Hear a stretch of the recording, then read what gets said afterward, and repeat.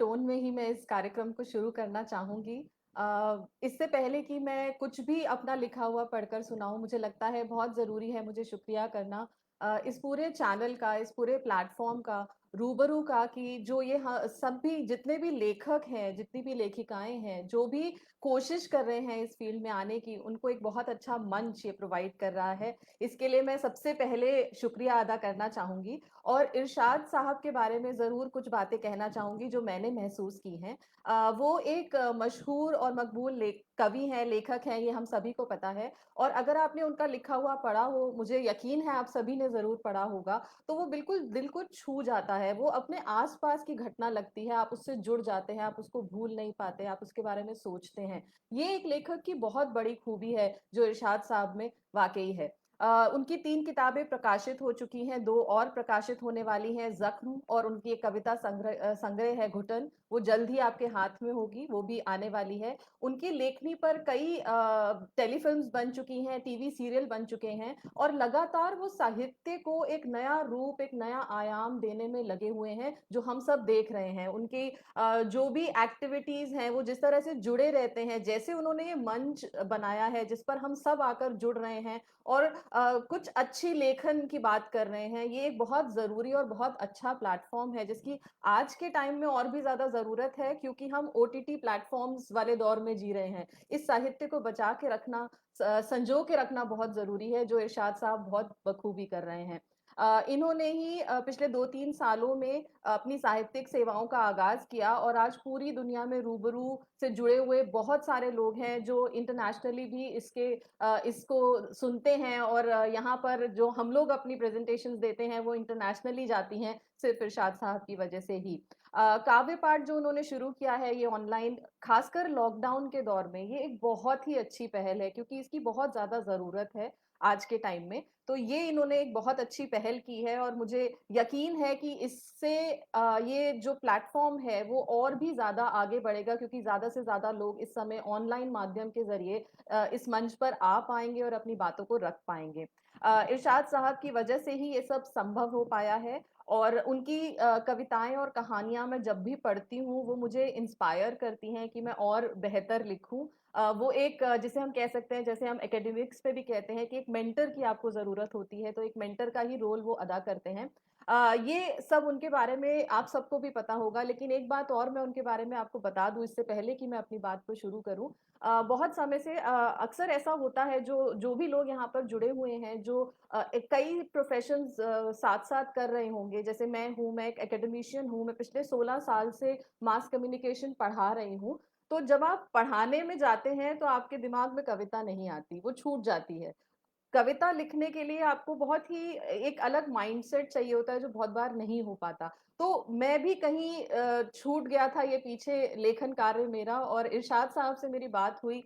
उन्होंने जिसे हम कहते हैं ना रिकिंडल किया उस फायर को मेरे अंदर और मैंने फिर से लिखना शुरू किया, अपना यूट्यूब चैनल शुरू किया जिस पे लगातार मैं पोएट्री डाल रही हूँ। तो ये मेरी तरफ से एक पर्सनल क्रेडिट है जो मैं उन्हें देना चाहूँगी और क्योंकि हम सभी इस पूरे मंच का हिस्सा हैं, तो ये हम सब की मेहनत से ही आगे बढ़ेगा। हम सब इरशाद साहब आपको मैं सभी की तरफ से वादा करती हूँ कि पूरी कोशिश करेंगे कि इस प्लेटफ़ॉर्म को ज़्यादा से ज़्यादा लोगों के बीच लेकर जाएँ ताकि इससे ज़्यादा लोग जुड़ें। और अब मैं अपना काव्य पाठ आरंभ करती हूँ। मेरी जो पोएट्री है एक मैं और यहाँ पर नोट कहना चाहूँगी। इससे पहले कि मैं काव्य पाठ पढ़ूँ, लखनऊ को भी शुक्रिया देना चाहूँगी क्योंकि ये जो शायरी है, ये शायद लखनऊ की हवाओं में है। मैं जब तक लखनऊ नहीं आई थी, तो शायद इतना मेरे मन से ये सब नहीं जुड़ा था, जितना अब जुड़ गया है, जितना मैं अब चीज़ों को महसूस करती हूँ और अपनी कलम उठाकर उन्हें लिखने की कोशिश करती हूँ। तो एक बहुत बड़ा धन्यवाद इसके लिए लखनऊ को और लखनऊ के लोगों को ज़रूर जाता है। सबसे पहले मैं शुरुआत करूँगी अपनी ज़िंदगी से जुड़ी हुई एक कविता से, जो मुझे लगता है ज़्यादातर लोगों की लाइफ़ से भी जुड़ी होगी, वो उससे एग्री करेंगे। इसका शीर्षक है हर शख्स भाग रहा है। ज़िंदगी के सफ़र में हर शख्स तेज़ रफ़्तार भाग रहा है। कोई बावजह तो कोई बेवजह सड़कों की खाक छान रहा है। कोई सब पाने को भाग रहा है, कोई सब होने से भाग रहा है। कोई ज़िंदगी के में यूँ तो रिश्ते हैं बहुत, पर एक कांधे का सहारा हर शख्स ताक रहा है। कोई ख्वाबों की ऊंचाई नाप रहा है, कोई नाकामियों की गहराई नाप रहा है। जिंदगी का हर मकाम एक दौराहा है। एक तरफ जरूरतों की दौड़ है, दूसरी तरफ चैनो सुकून भाग रहा है। सब कुछ है फिर भी न जाने किस चीज की कमी है। अपना ही चेहरा भूल गए हैं। ये कैसी मुफलिसी है, ये कैसी मुफलिसी है। ये हम सबकी लाइफ को शायद कहीं ना कहीं रिलेट करता होगा, कहीं ना कहीं जुड़ा हुआ होगा, क्योंकि हम सब रोज की जिंदगी में बस भाग ही रहे हैं। अब क्योंकि थोड़ी सीरियस बात हो गई है, अब मैं आपको बताना चाहूंगी, ये कुछ नए जमाने की कॉन्टेम्पररी प्यार पे आधारित एक छोटी सी कविता है, जिसका शीर्षक है तुम हो कड़क ब्लैक कॉफी जैसे। तुम हो कड़क ब्लैक कॉफी जैसे, और मैं एक मीठी मसालेदार चाय। फिर भी ना जाने मिलकर हमने कितने सावन साथ बिताए। तुम छाता लेकर चलने वाले और मुझे पसंद मदमस्त बौछारें। मिलकर हमने एक दूजे को जिंदगी के कितने पाठ सिखाए। तुम एम्बिशंस का लंबा पुल हो, मैं कंटेंटमेंट की पगडंडी जैसी। फिर भी जुड़कर हम दोनों ने कितने सालों के सफर निभाए। तुम बायोग्राफी से सीधे साधे, मैं मिस्ट्री नॉवल सी थोड़ी चंचल। फिर भी इस घरौंदे में हमने प्यार के कितने किस्से सजाए। तुम में तुम हो, बस तुम ही हो। ध्यान से सुनिएगा। तुम में तुम हो, बस तुम ही हो। मुझ में तो सबका हिस्सा आए। काश के एक दिन ऐसा आए, तुम में कुछ मुझसा हो जाए। तुम में कुछ मुझसा हो जाए। अब मैं एक और कविता आपके साथ बांटना चाहूंगी। अ, ये भी मोहब्बत इश्क से जुड़ी हुई है। इसका शीर्षक है वो जो मेरा सा लगता है। बड़ी मुख्तसर सी मुलाकात हुई, बस कुछ ही लम्हे बात हुई। फिर भी सीने में मेरे बन के दिल धड़कता है। वो जो मेरा सा लगता है। ना तमन्ना उसको पाने की है, ना उसका ही हो जाने की है, पर तसव्वुर उसका किए हुए ये रातों दिन अब गुजरता है। वो जो मेरा सा लगता है। ये हकीकत है या कोई ख्वाब, जिंदगी कर दी है जिसने आजाब। ढूंढता है दिल बस एक ही जवाब, मेरा है भी या नहीं। वो जो मेरा सा लगता है। अब मेरी जो कविता है ये सभी फादर्स को डेडिकेटेड है, जितने भी पिता हैं, जो हमारे बहुत हमारी ज़िंदगी में अहम रोल प्ले करते हैं। लेकिन अक्सर ऐसा होता है कि हम उन्हें अपने फीलिंग्स एक्सप्रेस नहीं कर पाते, तो उन्हीं के लिए चंद लाइनें हैं। अपने इन दो कांधों पर सपनों का बोझ उठाते हो। अब मैं समझी पापा आप जल्दी घर क्यों नहीं आते हो। जिंदगी के कितने ही फलसफे यूं खेल खेल में सिखाते हो। एक आप ही हो जो सच में मुझको खुद से आगे देखना चाहते हो। चोट मुझे जो लगे जरा सी, कितना घबरा जाते हो। फिक्र में मेरी आज भी अपनी हर फिक्र भुलाते हो। मेरी हर ख्वाहिश को बिन कहे ही सुन लेते हो। आज भी मेरी खामोशी का हर हर्फ आप पढ़ लेते हो। मेरी खुशी से ज्यादा कीमती आपके लिए तो कुछ भी नहीं, इसलिए शायद खुद को उधेड़ कर मेरे ख्वाबों को सिलते जाते हो। बनते तो हो सख्त बहुत, पर दोस्ती खूब निभाते हो। हर सीक्रेट छुपा के आप मेरा मम्मी की डांट से बचाते हो। मुझे याद है अब भी कैसे आप मेरा हौसला बढ़ाया करते थे। एग्जाम में कैसे जाग जाग के कॉफी भी पिलाया करते थे। हर कंपटीशन में बढ़ चढ़कर पार्टिसिपेट करवाया करते थे, और हारने पर भी ट्रीट देकर मुझे मनाया करते थे। आज भी लाइफ के हर एग्जाम में आप साथ निभाया करते हो। खुद लड़खड़ाने लगे हो भले, पर मुझे अब भी संभाला करते हो। वो बचपन की मौज मस्ती तो जिम्मेदारियों में कहीं खो गई। पापा की प्रिंसेस अब किसी के घर की बहू जो हो गई, पर आज भी आपके साथ मैं मन मर्जियां कर लिया करती हूँ। हर लम्हे में पापा की बेटी बन थोड़ा और जी लिया करती हूँ।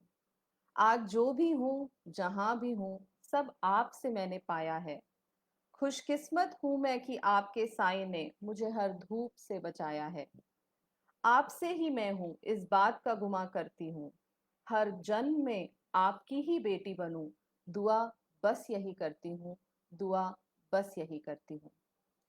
कुछ कमेंट्स देख लेती हूँ मैं। वैसे अभी तक मुझे बहुत अच्छा रिस्पॉन्स मिल रहा है। शुक्रिया विनीता जी, इरशाद राही साहब, आपकी वजह से ही मैं यहाँ हूँ। शाहिद खान साहब बहुत बहुत शुक्रिया, नीरू जी बहुत बहुत शुक्रिया। अब मैं अगली जो कविता पढ़ने जा रही हूँ, डॉक्टर कौशल जी बहुत बहुत शुक्रिया आपका भी। जो अगली कविता है, अभी बहुत एक बड़ा डिस्कशन हुआ था, डिबेट हुआ था, हमारे सामने बहुत सारे विजुअल्स आए थे माइग्रेंट लेबरर्स के, प्रवासी मजदूरों के। उनकी बहुत सारे विजुअल्स हमें जो टेलीविजन पे देखने को मिल रहे थे, उसी को देखकर कुछ लिखा है, मैंने लिखने की कोशिश की है। उनका दर्द बयां कर पाना तो शायद लफ्जों में बिल्कुल मुमकिन नहीं है, लेकिन फिर भी एक छोटी सी कोशिश है। ये कैसी महफिले दुनिया है, हर मजदूर जहां यूं तन्हा है। राहों पर है लंबी कतारें, पर मंजिल कब मिलेगी ये किसको पता है। नाउम्मीद है वो सबसे, हर दिलासा खोखला है। सबके ख्वाब जिसने सींचे, ध्यान दीजिएगा, सबके ख्वाब जिसने सींचे, उसे आज सियासत ने छला है।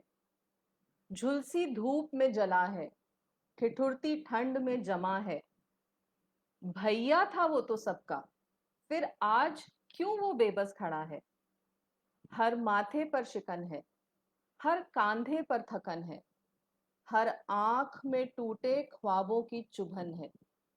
अपने ही देश में हो बेदर, वो आज पूछता है।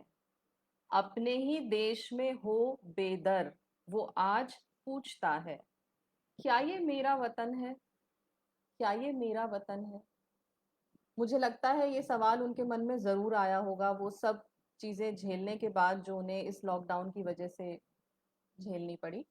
अ, बहुत-बहुत शुक्रिया सभी का जो मुझे हौसला दे रहे हैं। सैयद माताब हैदर साहब बहुत-बहुत शुक्रिया, गरिमा जी बहुत-बहुत शुक्रिया। अब क्योंकि एक सीरियस थॉट हो गया है, फिर से चलते हैं प्यार मोहब्बत की ओर, और अब मेरी कविता है छज्जे वाला प्यार। बहुत सारे लोग इससे रिलेट कर पाएंगे, क्योंकि ये बहुत ही एक अब छज्जे शायद बहुत घरों में नहीं है, बहुत सारे लोग फ्लैट्स में चले गए हैं, लेकिन छज्जे वाला प्यार अपने आप में एक मुकम्मल प्यार हुआ करता था, ऐसा मेरा मानना है। चलो एक बार फिर से छज्जे वाला प्यार किया जाए। बहुत शिकायतें हैं मुझे तुमसे, कुछ गिले तुमको भी मुझसे हैं। चलो भूल के इन सबको फिर से हर लम्हा जिया जाए। चलो फिर एक बार छज्जे वाला प्यार किया जाए। वो थाम के हाथ सवेरे तक जो छत पर बैठा करते थे, हर तारे के साथ जो हम कई वादे टाका करते थे, आओ उनको फिर गिना जाए। चलो फिर एक बार छज्जे वाला प्यार किया जाए।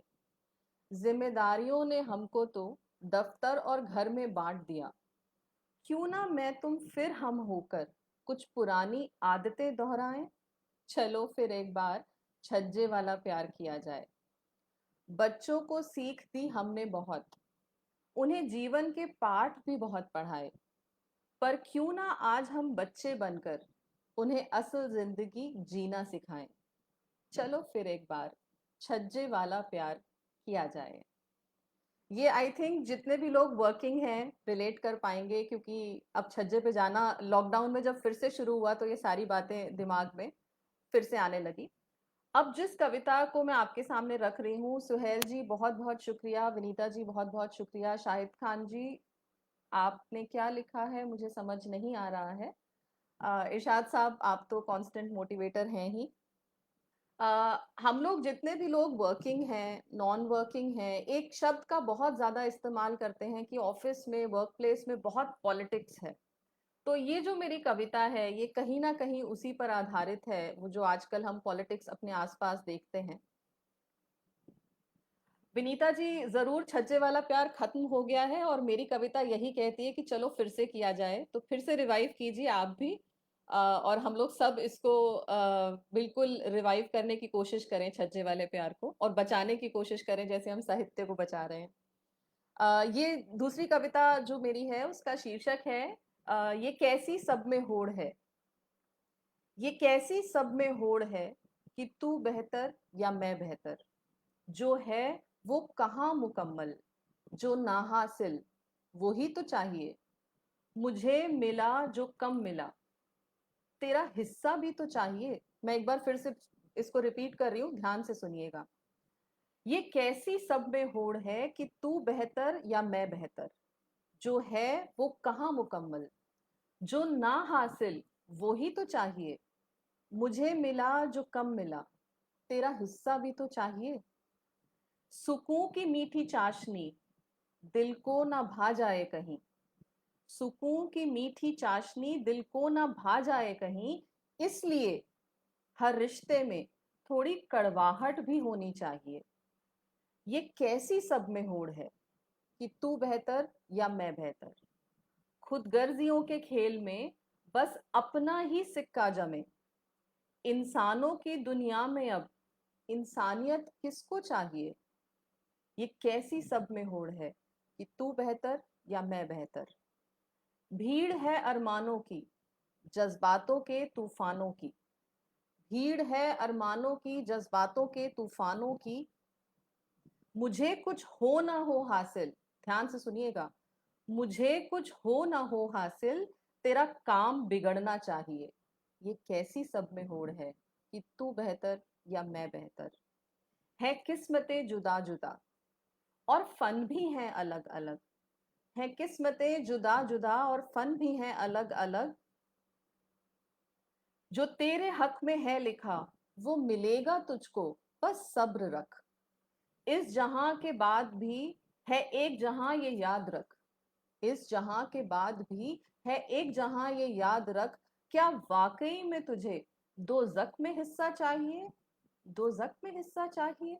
ये कैसी सब में होड़ है कि तू बेहतर या मैं बेहतर। बहुत शुक्रिया काजिम साहब, बहुत बहुत शुक्रिया डॉक्टर कौशल, विनीता जी बहुत शुक्रिया। अ, एक और पोएट्री मैं आपके साथ शेयर करना चाहती हूँ। ये बनारस के घाट पर है, ये मैंने बनारस के घाट पर ही लिखी थी। जब मैंने देखा तो जो ख़्यालात आए उसको कुछ लफ्ज़ों में पिरो दिया। थोड़ी पुरानी है लेकिन मुझे पता नहीं क्यों जब भी मैं इस कविता को दोबारा से पढ़ती हूँ तो मुझे ऐसा लगता है कि मैं बनारस के घाट पर ही हूँ। तो इसीलिए मैं आप सबसे भी इसको शेयर करना चाहती हूँ। बनारस का हर घाट कुछ कहता है, बनारस का हर घाट कुछ कहता है, अपनी ही रंगीनियों में मदहोशियों में रहता है, बनारस का हर घाट कुछ कहता है, चाय की चुस्कियों में घंटियों की गूंज में बहता है, बनारस का हर घाट कुछ कहता है, इतिहास की धरोहर है, नई कहानियां भी कहता है, हर भारी कदम की थकन को दाह संस्कार की रुदन को सहता है, हर भारी कदम की थकन को दाह संसार की रुदन को सहता है, बनारस का हर घाट कुछ कहता है, अलहड़ से कह कहे हैं कहीं दूर तक तन्हाई भी, अलहड़ से कह कहे हैं कहीं दूर तलक तन्हाई भी, लहरों पर तैरती कश्ती कहीं और पानी में डूबती गहराई भी, सब आते हैं चले जाते हैं, सब आते हैं चले जाते हैं, ये घाट यहीं रहता है, बनारस का हर घाट कुछ कहता है, कुछ कहता है। शुक्रिया विनीता जी, आप बहुत ज़्यादा हौसला अफजाई कर रही हैं मेरी, बहुत ज़्यादा अच्छा लग रहा है मुझे। अ, फिर से एक प्यार मोहब्बत वाली बातें। एक एकेडमिशियन होने का शायद ये फ़ायदा है कि बहुत सारे मुद्दे आपके सामने आते रहते हैं और आप उससे जुड़ा हुआ कुछ ना कुछ ख़्याल आपके दिमाग में आ जाता है। तो मैं अभी भी अपने आप को बाँध नहीं पाई हूँ किसी एक प्रोसेस में, एक थॉट प्रोसेस में कि मुझे इसी पर लिखना है, इसलिए एक्सपेरिमेंटेशन जारी है। रोमांस थोड़ा-सा ज़्यादा है क्योंकि उसकी मार्केट बड़ी है शायद, तो इसीलिए थोड़ा वो ज़्यादा लिख लेती हूँ मैं। इस कविता का शीर्षक है तेरी याद। ये अभी कुछ दिन पहले ही मैंने अपने चैनल पे अपलोड भी की है। कल पूरी रात इसी कश्मकश में गुजर गई। कल पूरी रात इसी कश्मकश में गुजर गई कि मैं तेरे बारे में क्या लिखूं। क्या ये लिखूं कि किस तरह तेरी गर्म हथेलियों में मेरे हाथ की सभी लकीरें पिघल जाया करती थी। या ये लिखूं कि तेरे साथ कितनी ही शामें बेसुध गुजर जाया करती थी। तेरे उस साथ के एहसास को कैसे पिरोऊं लफ्जों में।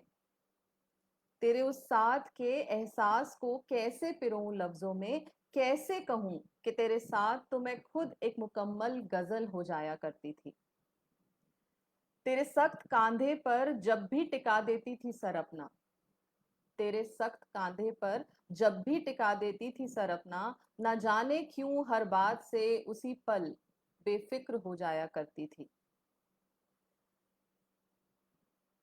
अ, उसी उसी पल बेफिक्र हो जाया करती थी। मेरे परों को हौसला देना, मुझे मुझसा ही रहने देना। तेरी कितनी ऐसी बातें थी जो मुझे रिझाया करती थी। मेरी दुआओं का सिला है तू, बड़ी किस्मतों से मिला है तू। यही सोच कर मैं मन ही मन कितना इतराया करती थी। तेरे मजबूत बाहों के घेरे में मेरी कितनी ही उलझने खुद ब खुद सर झुकाकर सुलझ जाया करती थी। मेरी जुल्फों से तेरी अटखेलियों का आज भी इंतजार है मुझे। मेरी जुल्फों से तेरी अटखेलियों का आज भी इंतजार है मुझे। याद है कैसे गुस्से में भी मैं बस इसी से मान जाया करती थी। वो तो अच्छा है कि पहरों से बचकर तेरी याद चली आती है। लॉकडाउन स्पेशल है ये। वो तो अच्छा है कि पहरों से बचकर तेरी याद चली आती है। वरना तेरे इंतजार में तो रोज मेरी जान जाया करती थी। रोज मेरी जान जाया करती थी।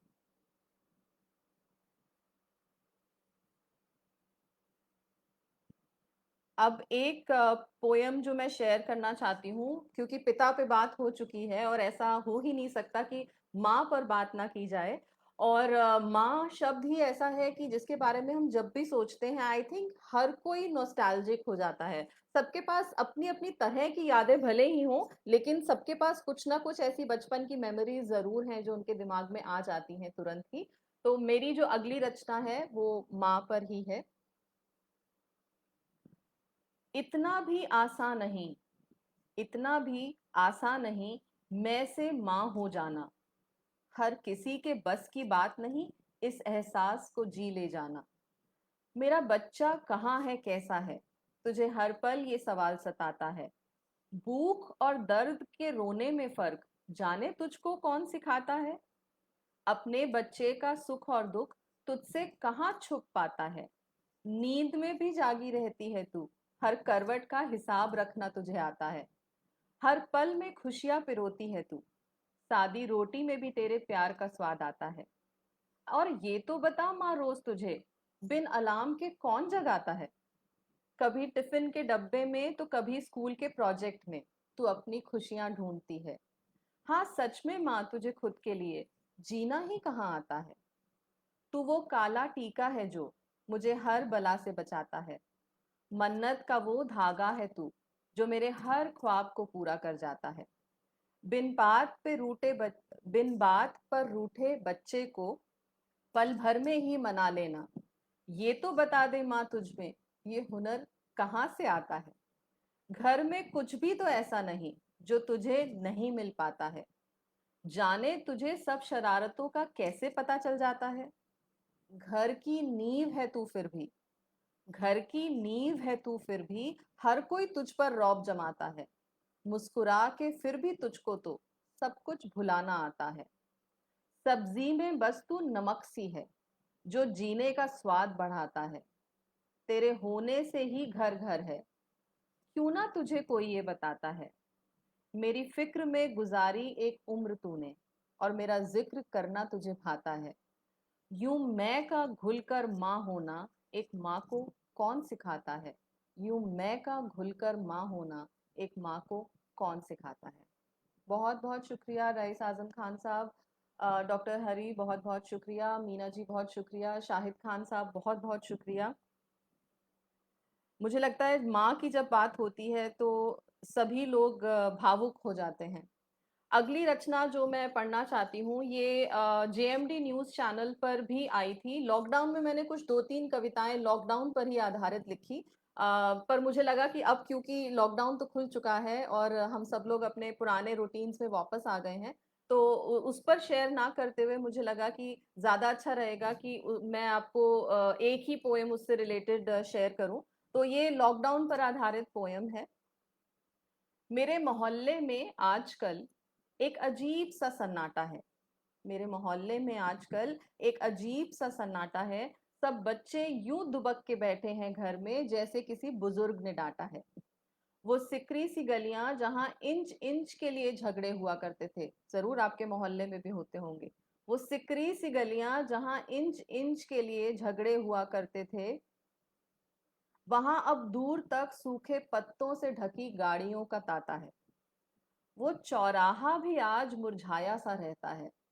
वो चौराहा भी आज मुरझाया सा रहता है जहां भेलपूरी के पुराने ठेले पर हर उम्र ने अपने दिल का हाल बांटा है।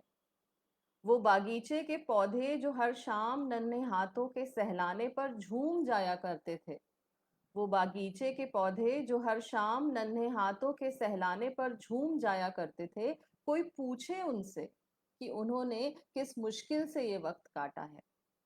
अकड़ में रहते थे जो बात पर बिन बात पर यूं ही, ध्यान से सुनिएगा ये भी, अकड़ में रहते थे जो बात पर बिन बात पर यूं ही, सुना है इस बार मिलकर उन सब ने भी बहुत राशन बांटा है। नजर से दूर भले हो तुम, पर ये बात सच्ची है। नजर से दूर भले हैं हम, पर ये बात सच्ची है कि इस मुश्किल दौर ने एक बार फिर इंसान को इंसान से बांधा है। भगवान के दर पर भी अब तो पड़ गए हैं ताले।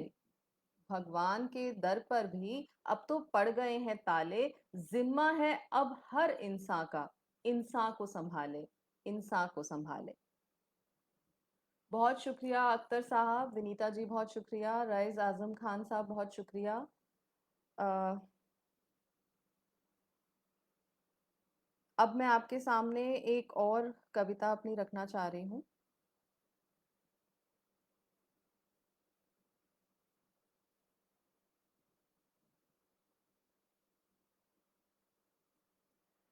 ये भी मोहब्बत से ही जुड़ी हुई है। गरिमा जी बहुत बहुत शुक्रिया, इरशाद साहब बहुत बहुत शुक्रिया।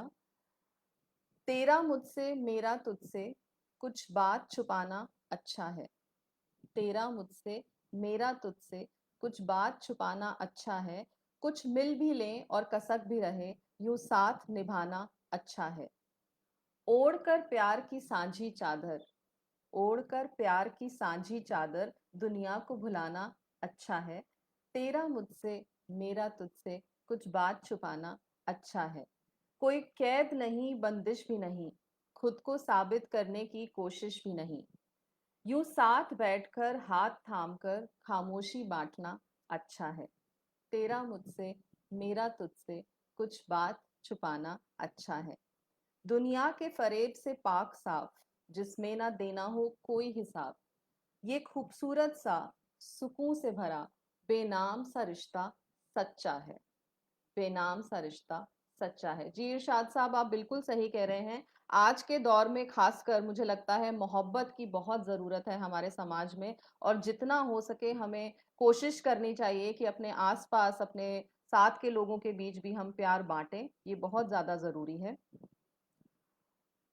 अगली जो मैं आपके सामने कविता शेयर करना चाहूंगी, कविता तो मैं नहीं कहूंगी, लेकिन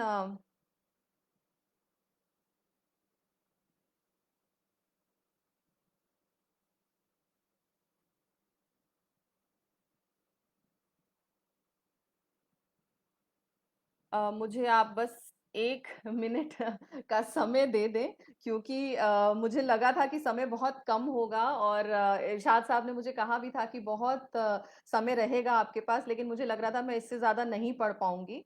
तो इसलिए शायद काफ़ी सारी और चीज़ें जो मैं आपके साथ शेयर कर सकती थी वो मैंने अलग नहीं करी, तो मुझे बस आप 1-2 सेकेंड्स दे दीजिए ताकि मैं आपके साथ वो भी शेयर कर सकूं।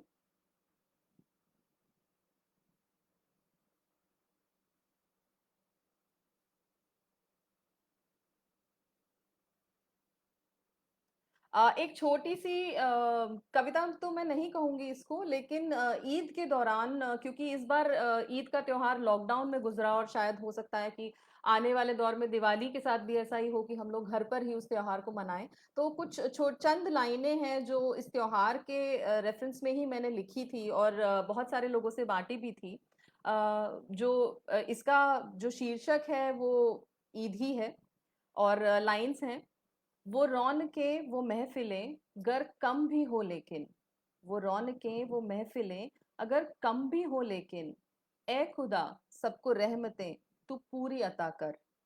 कुछ दूरियां कुछ फासले भले ही हो लेकिन, हर दिल में तू सुकून और मोहब्बत का बसर कर। हर घर में हो बस खुशियां, इतनी सी दुआ है।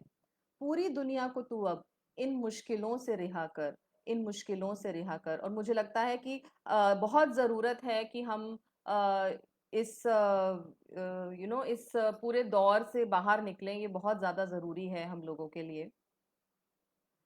एक और कविता जो मैं आपसे ज़रूर शेयर करना चाहूँगी, वो है डोमेस्टिक वायलेंस पे। वो भी मैं आपसे शेयर करना चाहूँगी। एक बहुत ही अहम मुद्दा है घरेलू हिंसा, जिसके बारे में और आप सबने शायद खबरों में पढ़ा भी होगा कि ये घरेलू हिंसा इस लॉकडाउन के पीरियड में और भी ज़्यादा बढ़ गई है। तो उससे संबंधित कुछ पंक्तियाँ हैं, एक छोटी-सी कविता है जो मैं आपसे शेयर करना चाहूँगी। इस आँख से ख्वाब की दूरी को इस आँख से ख्वाब की दूरी को वो अक्सर नापा करती है।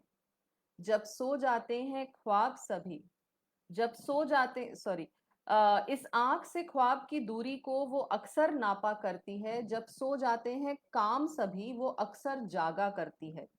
सिलवट जो पड़ गई रिश्तों में रोज उसको साधा करती है।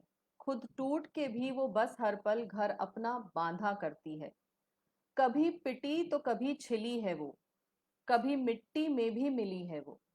कभी पिटी तो कभी छिली है वो, कभी मिट्टी में भी मिली है वो। जख्मों को अपने छुपाती है, जख्मों को अपने छुपाती है। चुपचाप सिसक के रह जाती है। शिकायत भी करे तो किससे करे, शिकायत भी करे तो किससे करे। गुनहगार भी तो सभी अपने हैं।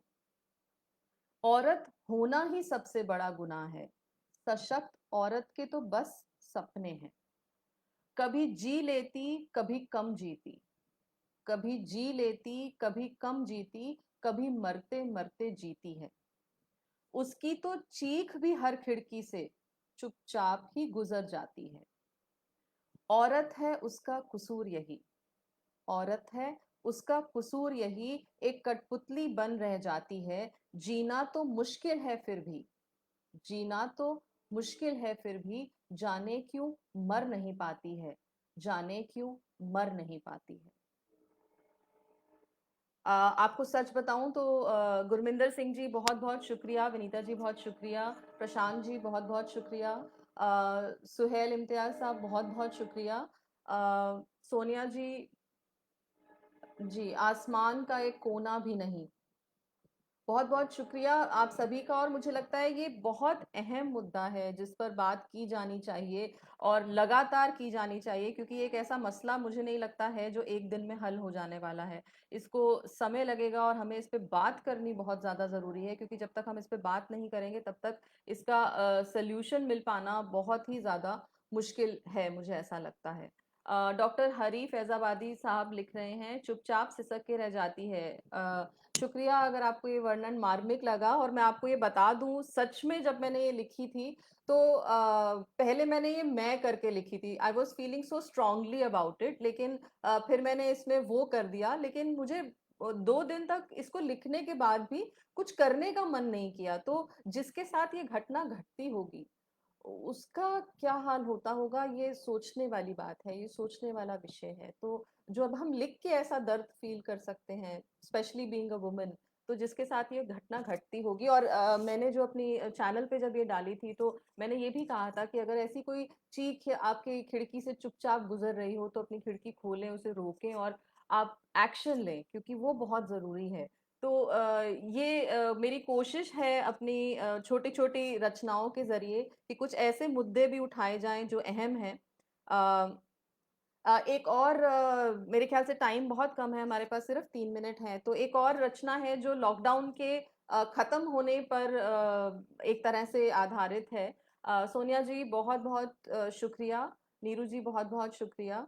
अ, ये जो छोटी-सी कविता है, ये लॉकडाउन के दौर ये जो अभी हम देख रहे हैं और बहुत सारी चीज़ें सोनिया जी आप बिल्कुल ठीक कह रही हैं, कोई एक्शन नहीं लेता, लेकिन मुझे लगता है कि ये प्लेटफ़ॉर्म इसीलिए है और ऐसे प्लेटफ़ॉर्म से अगर हम जुड़ेंगे और हम लोग एक कलेक्टिव ग्रुप बनाएँगे और कलेक्टिवली एक्शन लेंगे, तो शायद इस सिचुएशन में सुधार हो सकता है। अगर एक व्यक्ति भी अपनी खिड़की खोलकर उस आवाज़ को सुन लेगा, रुक जाएगा और उसके बारे में कुछ करेगा, तो मुझे लगता है कि धीरे-धीरे सिचुएशन डेफ़िनेटली बदलेगी। बहुत बार तो यही सोचकर हम रह जाते हैं कि हम नहीं करेंगे, कोई और कर लेगा, पर वो कोई और कौन होगा?